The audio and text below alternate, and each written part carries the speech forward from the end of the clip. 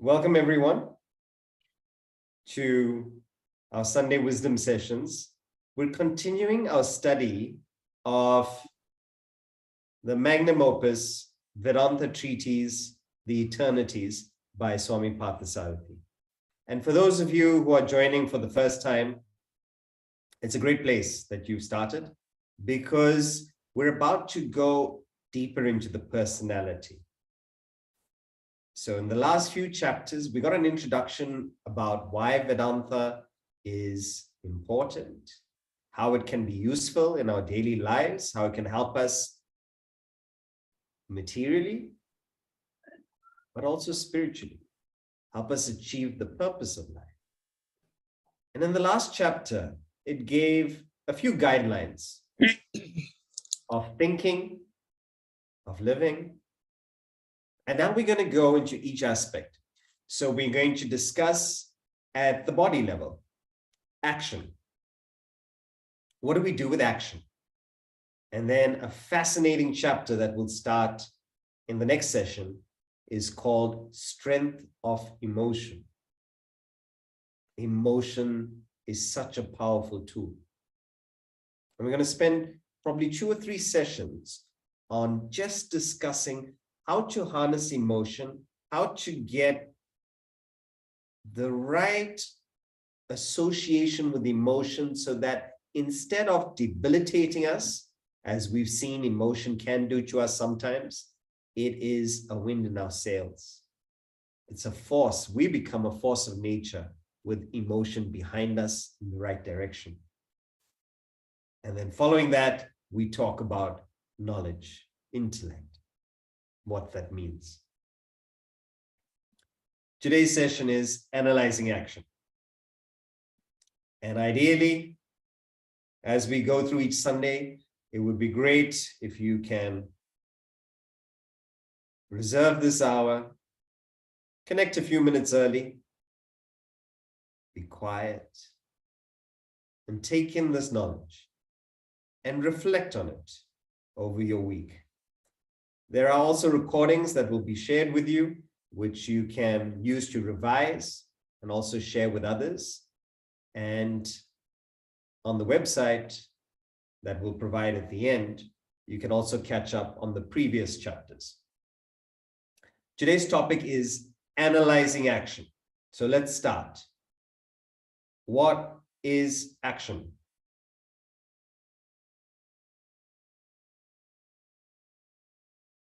Such a broad question. Sometimes these questions we take for granted. What is action? Even concepts like love, we use it so often, we actually don't have definitions for. What is action? Anyone? Jenny? Ernest? What is action?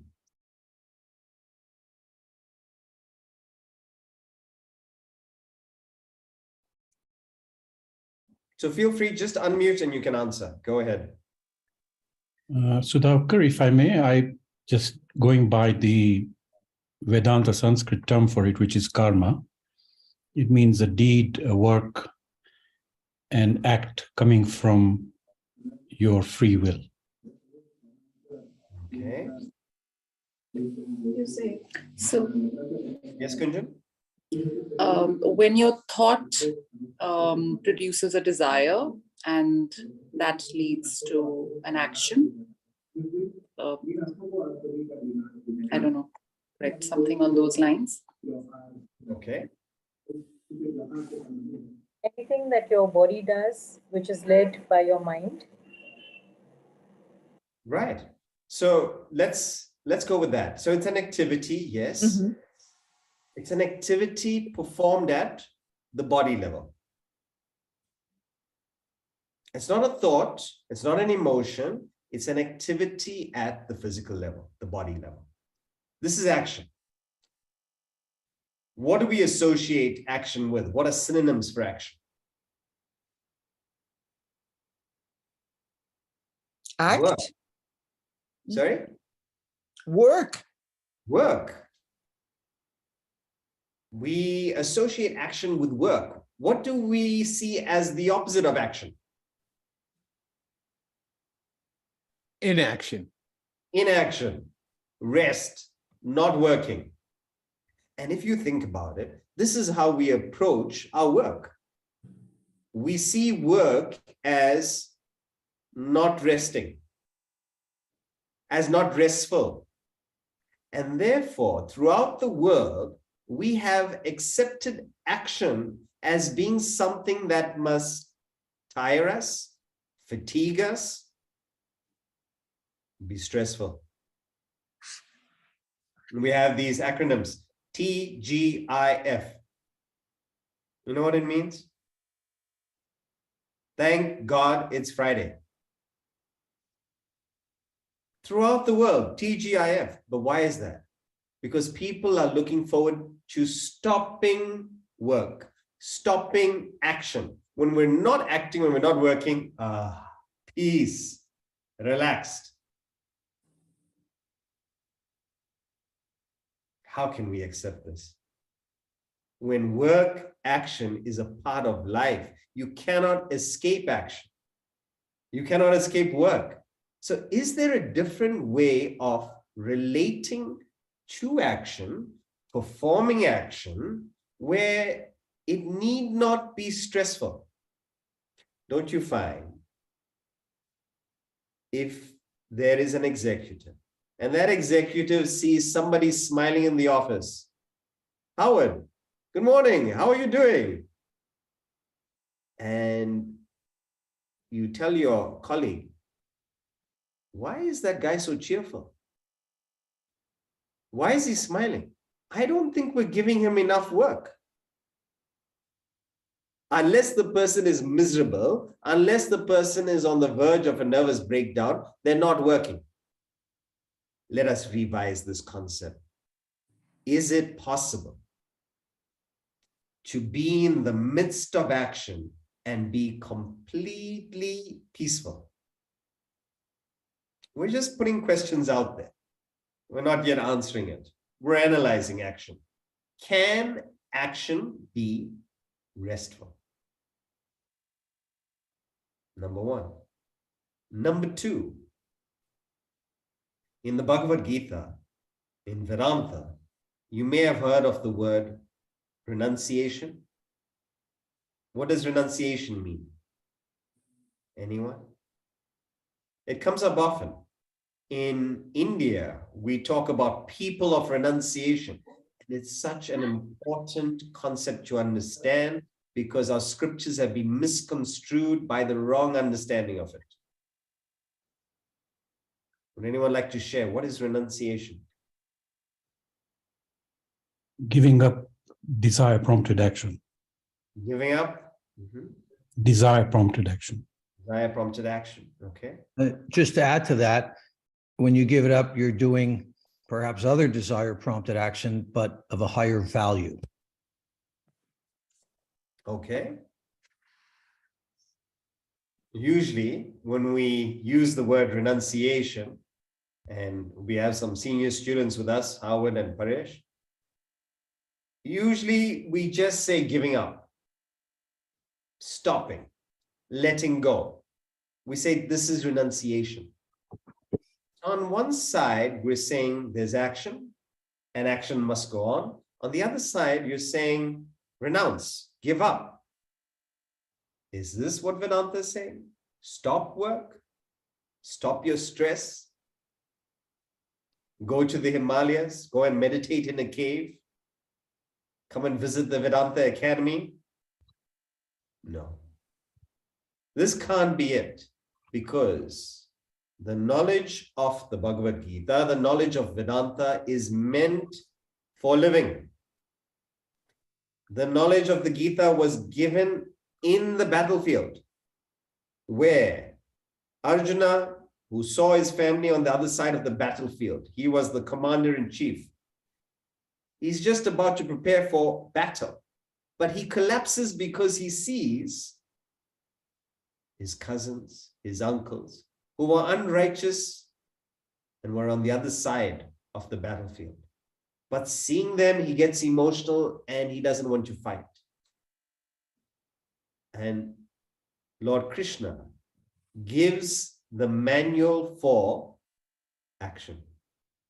How do you perform action? Not escape from it, not avoid it for your peace, but plow through action for your peace of mind, but also your evolution. So it's not about stopping the action. It's about how do you approach the action. In India, in our area, Gunjan, you probably would have used it today. There's a Mumbai-Pune expressway. Beautiful roads. 3 lanes up, 3 lanes down. Does anyone know what the speed limit is? Beautiful roads.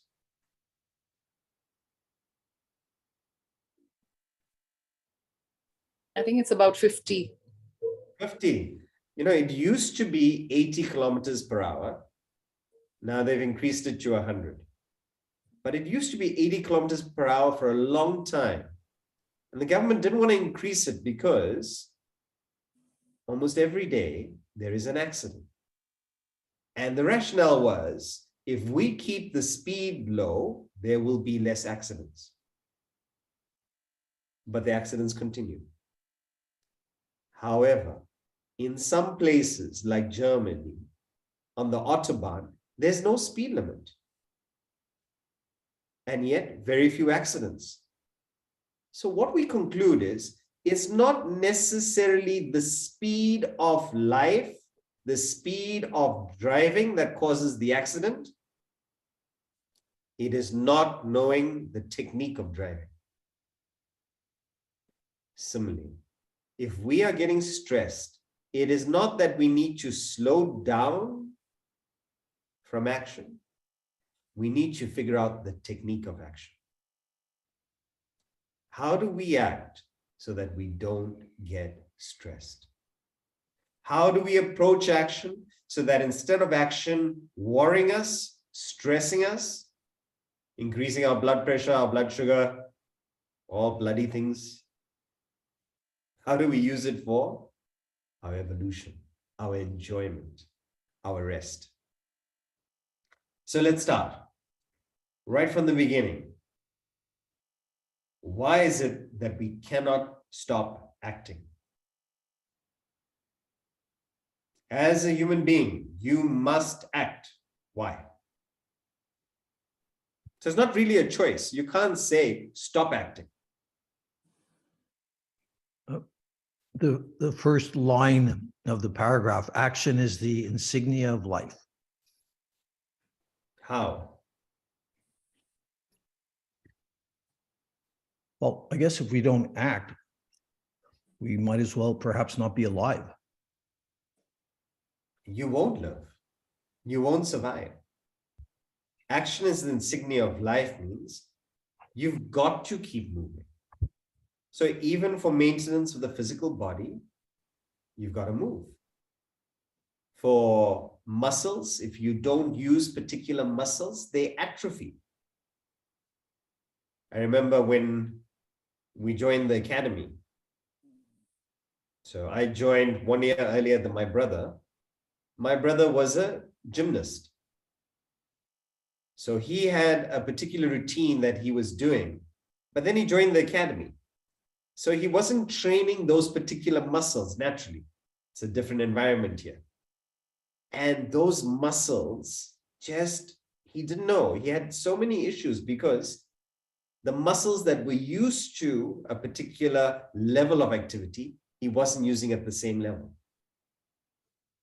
So even relative slowing down, you have a decay. So often, what leads to people giving up their faculties earlier is retirement. Because they stop activity. But when we're working, we're fully active, physically, but also mentally, intellectually. So keep that in mind when retirement happens. It shouldn't be retirement from action. It should be change of vocation. I'm not retiring, I'm rewiring. I'm changing my action. That's it. Now, the other reason why a human being cannot stop acting, because there is something behind action.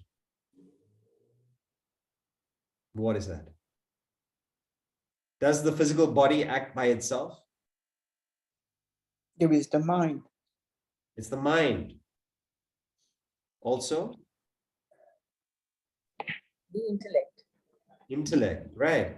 You know, Leila, I would hope you would have said intellect first. Yeah. But like the mind is still prevailing.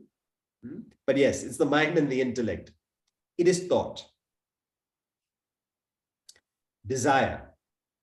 And the word that we want to cover today is called vasana. So have a look on the screen. Vasana, important word. It's a Sanskrit word. It means your inherent nature. So all of us have these seeds in our personality. And from these seeds come our actions. First, they come our thoughts become desires, and our desires become our actions. Vasana, inherent nature, the seeds in your personality. Now, this word vasana in Sanskrit comes from the root vas, which means fragrance. So it's the essence of your personality. It's the you. What makes Leila different from Debbie, different from Pallavi, is the vasanas. You have different vasanas. Your interests. Why are you here in this classroom on a Sunday evening? You have philosophy vasanas. Vasanas for self-development. It's there. As your vasanas, so your thoughts, so your desires, so your actions. So now we take this further and understand what is the chronology of an action, because an action is just the outward manifestation. It's just the last physical expression of something that's going on behind the scenes.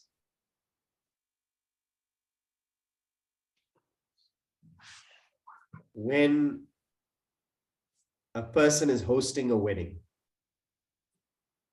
and they're welcoming all the guests to the wedding. Come, come. Oh. They're welcoming everyone. Come. Welcome. So nice to see you. They're smiling, right? Positive? Is this a positive thing? What would you say? Anyone? This action of welcoming somebody in, positive? Yeah. Negative? Yes, positive. Positive. Depends, Peter. Because as they're welcoming, they're thinking, why did we invite these people? We had to invite them because they invited us for their daughter's wedding. I would rather not have invited them, but welcome. So they're saying it externally, welcome, and they've got all the expressions, but what's going on behind the scenes? So we're interested in that because the behind the scenes has an effect. Has an effect on how we feel, has an effect on how people reciprocate, has an effect on our destiny, our evolution. So let's understand it in detail. So have a look at our chronology of action. Chronology means the sequence. It all starts with that seed, vasana. From vasana comes thought. So we actually don't understand vasana. Why? Because it's beyond thought. It's where thought comes from. So it's thought in seed form. So we don't really know what vasana is. we are working backwards and saying it is the seed where our thought appeared. So why do you have the thoughts that you have? Because you have vasanas. Now, do you act on every thought? I hope No. not. No. I hope not. Imagine as you walking through a shopping mall. I like that. You get it, you eat it. I like this, you buy it. Imagine if you acted on every thought. Imagine if you acted on every thought you had and you had a conversation like that. Some people freely dispose. Whatever they're thinking, there's no filter, they just act. So we don't act on every thought necessarily. But if you allow that thought to generate a bit of momentum, we call it thought flow. So perhaps you saw a jacket in the mall and you dismissed it. But suppose you didn't dismiss it and you kept on thinking about it. Jacket, jacket, jacket. You go home and you're thinking about how nice that jacket would look with this pants and with that pants and with this shirt. Jacket, jacket, jacket. What is happening? You're creating a groove. So what was one thought you could easily dismiss? You can go, I got enough jackets. This jacket doesn't go with my complexion.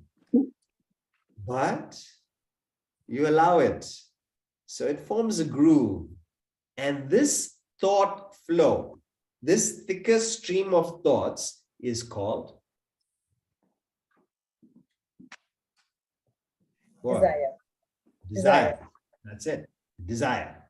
So desire is nothing but greater thought flow. And only when we have desire do we act. Why? Without desire, why would you act? So you have come to this class, to this session, because you have a desire to learn or you have a desire to please someone. My husband said, I better come. My wife said, I need some knowledge. But whatever the reason is, there's a desire behind it. Now, this is the cycle of action. And if you go through this process of vasana, thought, desire, action, what happens? You've gone through the full cycle. So when you act, it makes the vasana stronger. So you had a vasana for philosophy. Then you had a thought. Perhaps somebody shared the class information with you. You dismissed it last time. This time you had another thought. Desire was said, let me try it out. Action, you came for the class. What happens? Vasana gets stronger. And this is the cycle of action.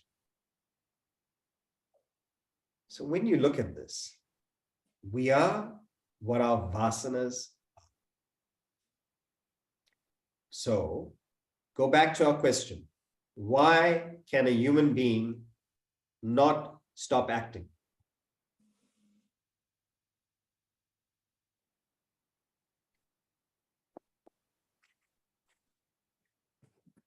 Because He has passion. to Sorry? fulfill they're constantly looking to fulfill their desires. Their desires. Anyone else? They have to act. They have to act. Ernest? It's our nature. It's our nature. As long as we have those vasanas, those seeds, they have to express. And if you don't express them, you will be frustrated. You will be suppressing your nature. So as long as a human being has vasanas, it has to go through the cycle. What? Thought, desire, action. Thought, desire, action.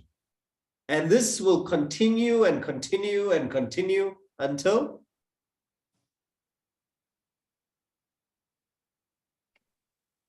Exhaustion. until we exhaust the vasanas, if that's possible. So if there are no vasanas, no desires, no thoughts, no actions. If there are less vasanas, less thoughts, less desires, less actions. Is everyone okay so far with vasanas? It's something new. We all right? We're all together? Rado? Sudha? Yeah. We okay? Yes. So Yes. we're going to take it a level deeper. Has anyone experienced vasanas, our personality in seed form? In? Our personality in seed form. Vasanas, unmanifest thought. Has anyone experienced that?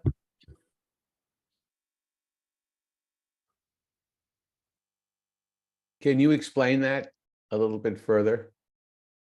So I'm being Unmanifested thought, what does that mean? unmanifest thought. So, well, that's it. So I'm just putting it out there to see if you can connect the dots. Is it deep sleep? Deep sleep. So we experience this unmanifest thought every night or whenever you go to sleep. So in deep sleep, it is when your whole personality has folded back and gone into its seed form, the vasana form. Okay? So it's the vasanas not expressed. You got it, Peter? The unmanifest thought. So when you are in deep sleep, you're not thinking. It's quiet. And that is why in Sanskrit, it is called Anandamaya Kosha. Ananda means bliss. It's called the bliss sheet because all the agitations of when you're awake, all the bills you have to pay, the arguments you've had with your partner, with your children, all of the issues in the office, they're temporarily gone. Bliss. The thoughts are quiet. There's no desire. There's no mental chatter. Quiet. Deep sleep. But when the vasanas start expressing, little sprouts, spurting, thoughts, desires start expressing, what do we experience?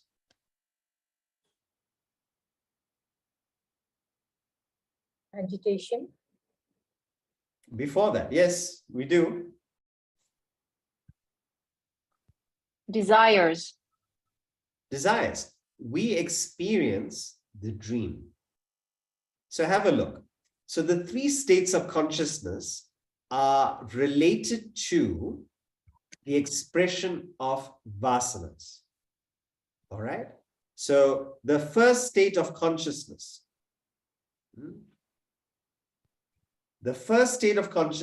is deep sleep. It's the vasanas unexpressed. Okay.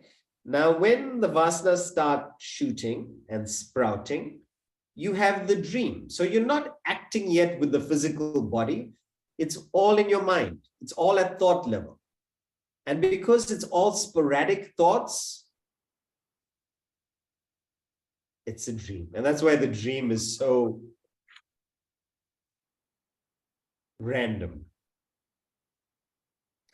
But when it goes into the action level, you reach the third state of consciousness, which is our waking state, where you need the physical body.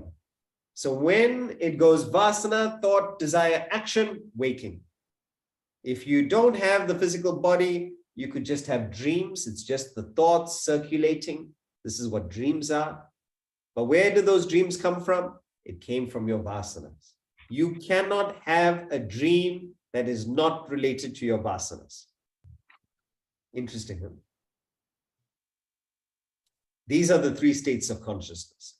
And as long as we have vasanas, you will go through deep sleep, dream, waking. deep sleep, dream, waking. So we go through these three states, these three personalities, as long as the vasanas are there. Now, we're going to throw a spanner into the works. Has anyone heard of the state of actionlessness? Have you heard of this term before? No. Yes, okay.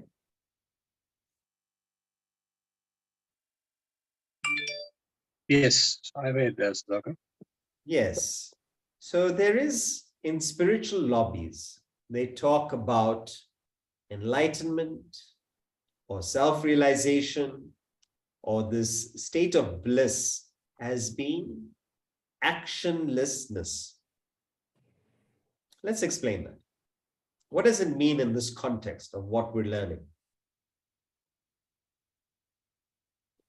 Does it mean stop acting? And some people have taken it literally. So they stop acting. They retire from their families, from their work, from all their duties. And they just sit. This is not actionlessness. Why? So suppose all of you now, you are all relatively actionless. Why? Because you're sitting. Some of you more still than others. Some of you I can't see, so I'm not sure which state of consciousness you're in.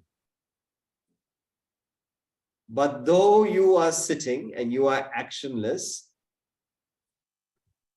what does it mean?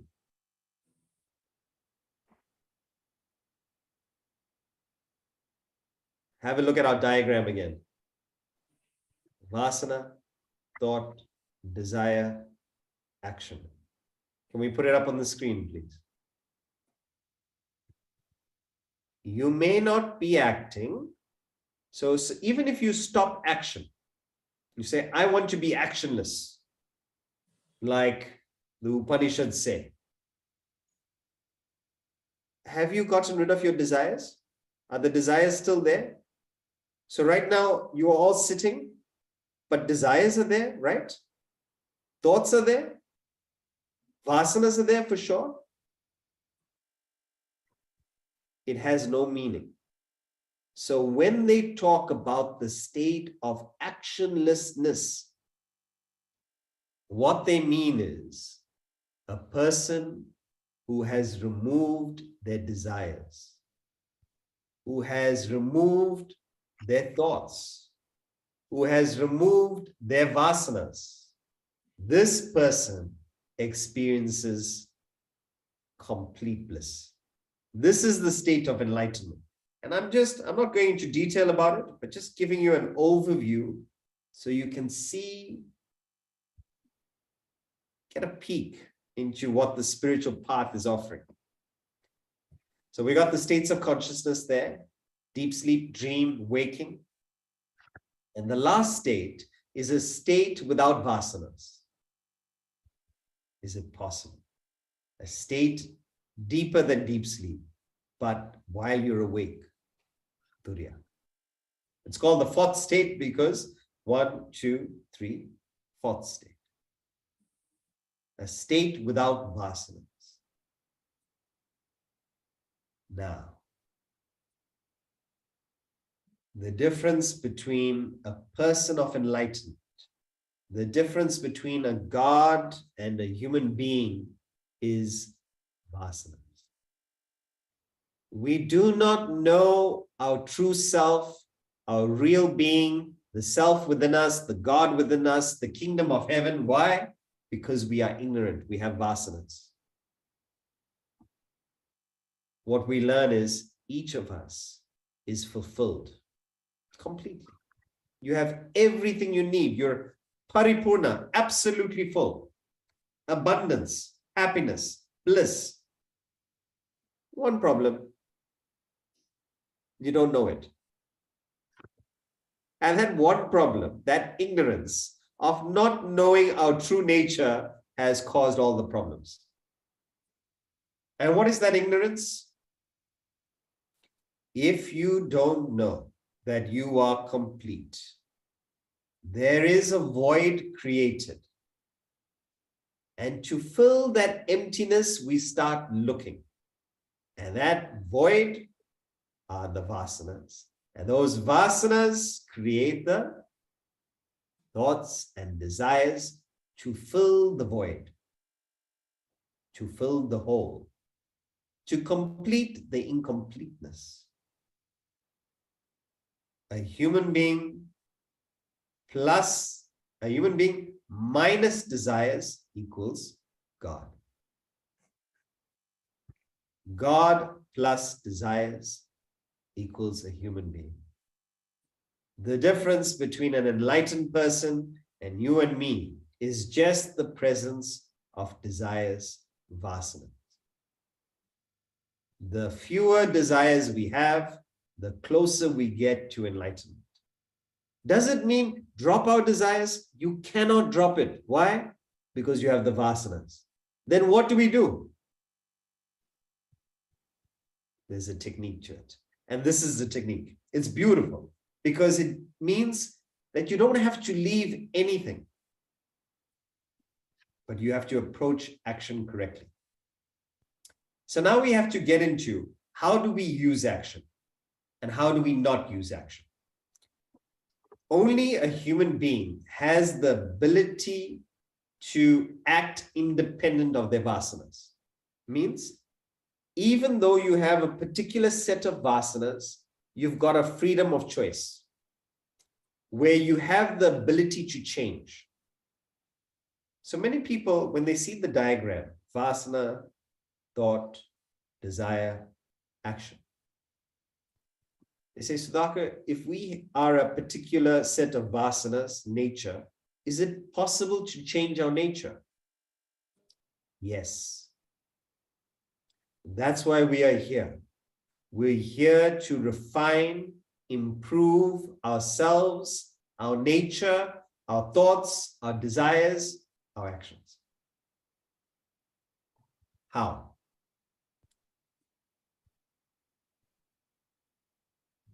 There is a faculty called self-effort. And this self-effort allows us to choose.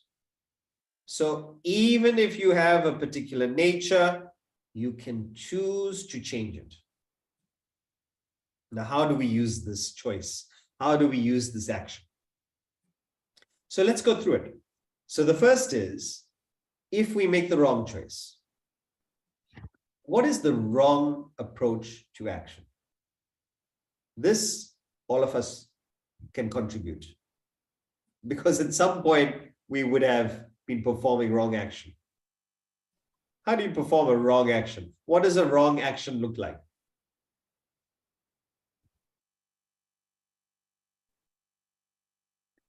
When it is prompted by selfish desire. Selfish desire? Gunjan? When we don't pause and reflect before acting. Great. So a mind-led impulsive action. Great.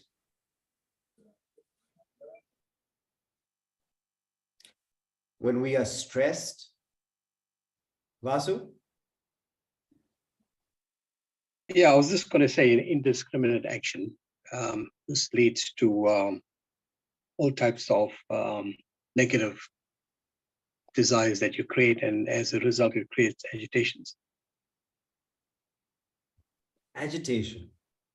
So the key to knowing whether your action is in the right direction or in the wrong direction, or if you're performing it correctly, the key or the indicator is agitation. If you're performing a positive action, it will take you closer towards peace, fulfillment, your true nature, the self, God within. If you're performing wrong action, it means it's taking you further away. It will cause you agitation. So when you perform work with the wrong desire, thought, you will be agitated. Do we ever find ourselves, even when we're performing our duties, complaining? Oh, the children, they drive me crazy. My partner, so demanding. I have to go to the office. And that's what we were talking about earlier. Monday mornings, if you look at people going to the office, they look as if they're going to a funeral. Here at the Vedanta Academy, we wake up at 4:15. And Swamiji says, when you wake up in the morning, you must wake up cheerful. And you come down to the morning prayer and everybody's smiling. It's not quite like that. We're aspiring for it. The Swamiji says, if you're not cheerful, quarantine yourself. Don't spread the infection of your melancholy. Be cheerful. Why? Because you've chosen to go to work. You've chosen to have a family. Take ownership of the choice. Make that work, make that action something beautiful. But what has happened? We've chosen, we've made choices, and then we get into this fever of doing. We get into this monotony, and we just allow it to be mediocre, a bugbear, a burden, like it's dragging us down. It's not the family, it's not the partner. It is us. Wrong approach to action. Let us not create a Frankenstein of our duties. Do you know the story of Frankenstein? Briefly, anyone? I think it was some monster created by a scientist. And what happens? And then I think the monster turns on its creator, but I'm not sure. That's it. So the scientist creates, let's not call him a monster. He creates a creation that comes to life. And this creation starts hunting the creator because the creator doesn't take care of him. So something that you've created, so that the scientist is called Frankenstein. And then the creation became to be known as the monster Frankenstein. What it's saying is, you've created that. You've created that family, that duty, that action, that work. It's a choice you've made. You've created that, and then you're allowing that duty to lord over you. And you feel what? Burdened, imprisoned, suffocated. How have you allowed your own creation to do that to you? How have you allowed work to be stressful? Change it, not the action. Why? We have to act. So figure out how to approach action so it can be light. There are actions that we find pleasurable. Can anyone think of an example?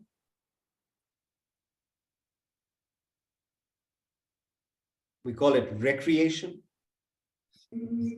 Food. Food. Eating. Okay. Hobbies. Hobbies. Sport. So imagine, like with sport, you're exerting effort.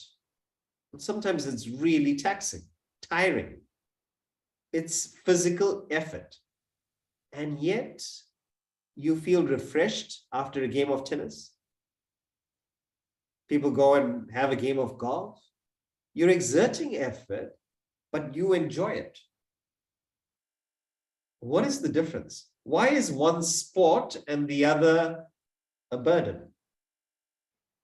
And how can we make the way we approach work our sport, our hobby, our recreation? This is it. At least conceive it, that it's possible.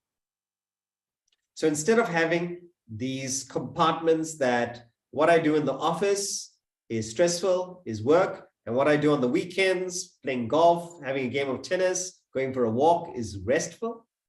How do we bring rest into all our actions? Imagine you could approach it like it's a sport.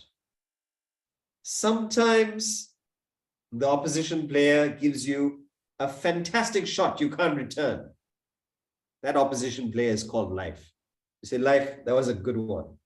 Nice one. But I'm working on it. I'll get back. I'm going to return. Imagine if that's your attitude. Wow. Good shot. Good shot. You're a sportsman about it. You want to improve your game. You want to use the opportunity. You want to return it, play your best game. You look forward to the competition. Wow. Take to your work as a prince to sport. All play, even the challenges. Life, COVID was a tough one. You really tested me there, but I think I did well. Or it could be, okay, you got me. You got me. You floored me on that one. I didn't see it coming. That was a nice shot. You got me down the line, but I know what to expect for next time. This could be the attitude.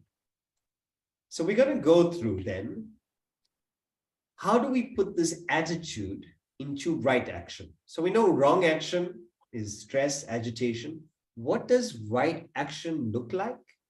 And how can we perform right action so we use it to be happy, be productive? And what's the last one? Anybody?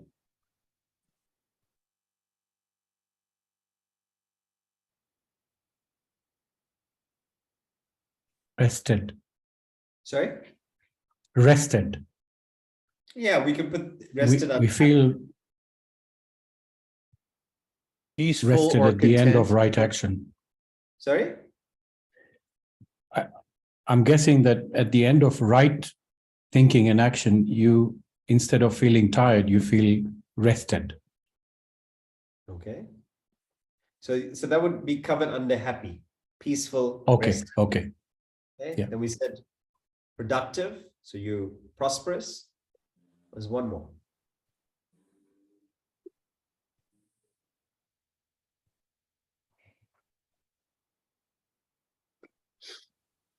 Without I'm desire. seeing if you're connecting the dots, if you're following.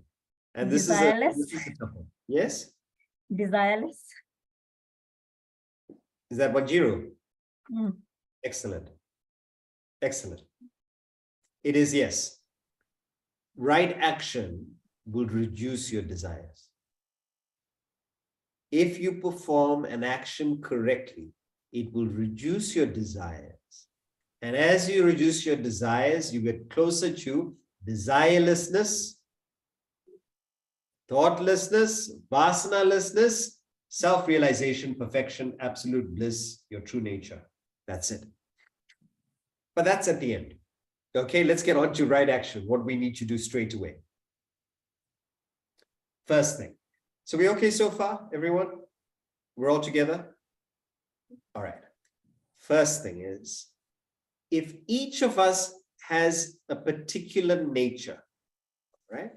So Gunjan may be specialized in a particular area, has different interests, could be cooking, could be engineering. Usha has a different, it could be mathematics, teaching. Should we use this nature or explore another nature? Use this nature. It seems so obvious, right? But how many of us have chosen our professions, have chosen our fields of study based on our vasanas? Imagine in school, you did? Great. So imagine in school, you were clear about your vasanas and which field of study to choose. In high school, I recall so many of my colleagues, if they didn't get into medical school, they went and studied chartered accountancy, went to become a CA. Those are completely different fields. And I would ask them, but didn't you want to be a doctor? Right throughout school, you said you wanted to be a doctor. So no, I didn't get into the university I wanted, so I'll choose the next field. That's completely different from your personality. So the first thing is, if we want to be peaceful, productive, and choose in the direction of our evolution, our field needs to be Swadharma. See it on the screen. Swa means one's own. Dharma means nature, vasanas. So it's your own vasanas. What are you inclined towards? Why don't we spend more time finding out what our nature is? The opposite of this is para dharma. Para means alien, dharma means nature. Now, this is something we should have been taught in schools or as parents, exposing our children to find what is their nature, what is their interest. There are some subjects where the time flies. Some subjects, time drags. All the time you're looking at your watch. Some books, such a pleasure to read. Some activities, we feel it's like a sport. Some activities, we feel it's punishment. Why? Vasanas. Swadharma or paradharma. So let us choose our field based on our nature. So this is the first thing. Now, why this is important is when you choose a field in line with your vasanas, you get a tailwind. There's a support. It is easier to be inspired, enthused in an area of your interest. And also, from an evolution aspect, you've already from the past created these vasanas, these desires, these thoughts. Why would you go and create another set of vasanas? Doesn't make any sense. Use the nature you have to what? To remove those very desires, vasanas. But you've got to go with your nature. You can't drop it. You go with your nature to change your nature, to remove your vasanas. This is number one. Having chosen your field, what do you do next? And it's interesting because when you're choosing your field, you look at your vasanas, what you like, what you don't like. But then, having chosen the field, do not act on your likes and dislikes. Act on your intellect. So, Kavita, to assess your nature, you need to use your intellect to analyze what you like, what you don't like. It's been there from childhood. What has been there throughout, those interests. Analyze, understand. There's an exercise which you could do. Find out all your talents. What are your weaknesses? What are you inclined towards? What are you not inclined towards? Do an analysis and find a field that matches or takes care of most of your nature. So for me, I'm from a business family, 80-year-old business. And I had to ask myself, what is my Swadharma? And fortunately, because I had access to the academy, I assessed myself and I realized my interests are speaking, service, philosophy, literature. And then I thought, this field, teaching Vedanta, takes care of all of these. Nothing wrong with business, but business wouldn't have taken care of my full personality. But this, all aspects of my personality taken care of. So now it's been 20 years, but fully inspired. Don't feel a drop in the inspiration. Now, having chosen your field, act on your intellect, not on your mind's likes and dislikes. Follow your intellect. Do what ought to be done. So remember, Behind every action, you have the mind, you have the intellect. See it on the screen. So the second principle of right action is, first is swadharma, second is act with the intellect. You're thinking, you're reasoning, you're judging. If you act with your mind, you will be increasing the thought, you will be increasing the desire. But when you act with the intellect, you're not increasing the thought and desire. This is the beauty of it. You're just doing what ought to be done. Thomas Huxley says, perhaps the most valuable result of all education is the ability, there we say, is to make the ability to make yourself do the thing you have to do when it ought to be done, whether you like it or not. It is the first lesson that ought to be learned, and however early a person's training begins, it is probably the last lesson a person learns thoroughly. Are we able to do what we've decided to do? That's education. Are you able to follow your intellect? We all would like to be a little bit fitter, a little bit more peaceful, control our temper, relate better with our loved ones. Why aren't we able to do it? Mind is strong, intellect is weak. Follow the intellect. And the third principle for right action is, why are you acting? What is your motive? If your motive is selfish, you will find the action monotonous, mundane, boring. Work backwards. If you're finding your work boring, mundane, monotonous, it's because you're working selfishly. So there are three types of actions: selfish action,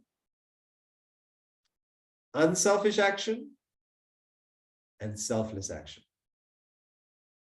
Selfish action, see it on the screen, is an action performed with selfish desire. So it's for your personal profit, your personal motive.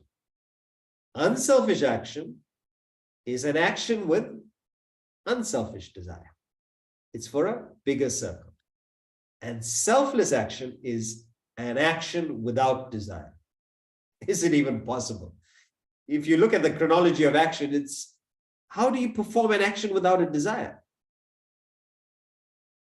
To the extent you can, you cut out the influence of the desire. You cut off the like and the dislike. Means you don't act because you just want it. You act because you should do it. You act on the intellect, not the mind. So it's less desire in your action. And one more aspect is, often we are desiring for the result of the action. You cut that part out. It's like a selfless action. An action with no motive. You say, how is it possible to act without motive? Don't we need a motive? Say, okay, fine. Right now we're on selfish desire. Let us think of unselfish. Something bigger than ourselves. That we can conceive. Okay, not for myself, for my family.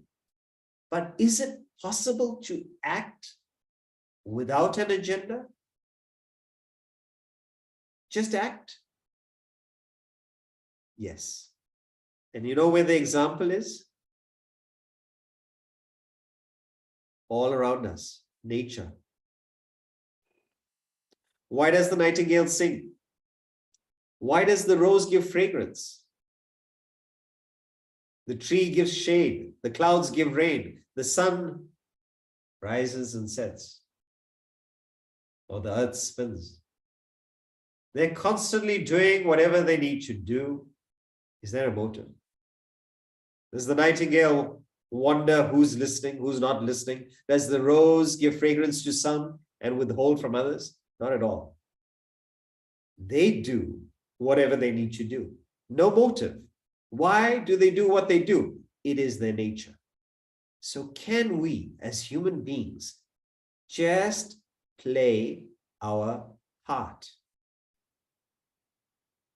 Do what our role is, whatever we're designed to do, whatever our vasanas are, can we play it without a motive, without the motive of some appreciation, some acknowledgement, some financial reward? I'm not saying that they shouldn't be there. I'm saying, can we act without that motive? Just for doing what I ought to do. William Shakespeare, he says, all the world's a stage, and all the men and women merely players.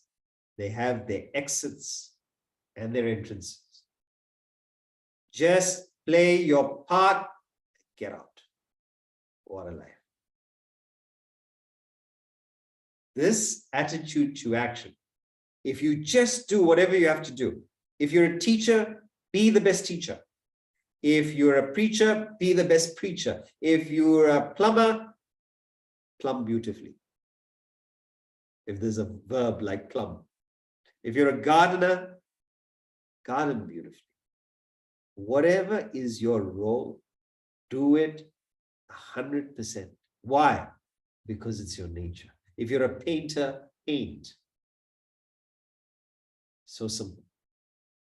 If you're a carpenter, do carpentry. Why do we complicate life?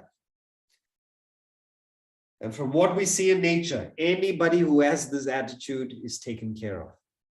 We see the whole of nature taken care of by just doing whatever needs to be done. The world reciprocates. You play your role, the world does its role. We will find peace in this approach. We will find productivity because of the focus, because of the quality of the action that we perform. And most importantly, by acting in such a way, it reduces your desires. You get closer and closer towards self-realization. Now, I understand there's still a lot to go into here. So we won't rush it. We'll continue next week. And if you have any questions, you're welcome to bring it up at the start of the session. So we continue next week, where we'll discuss what is renunciation then in action. Okay, everyone? So thank you for joining. We continue same time next week. Hari Om. Thank you. Thank you. Thank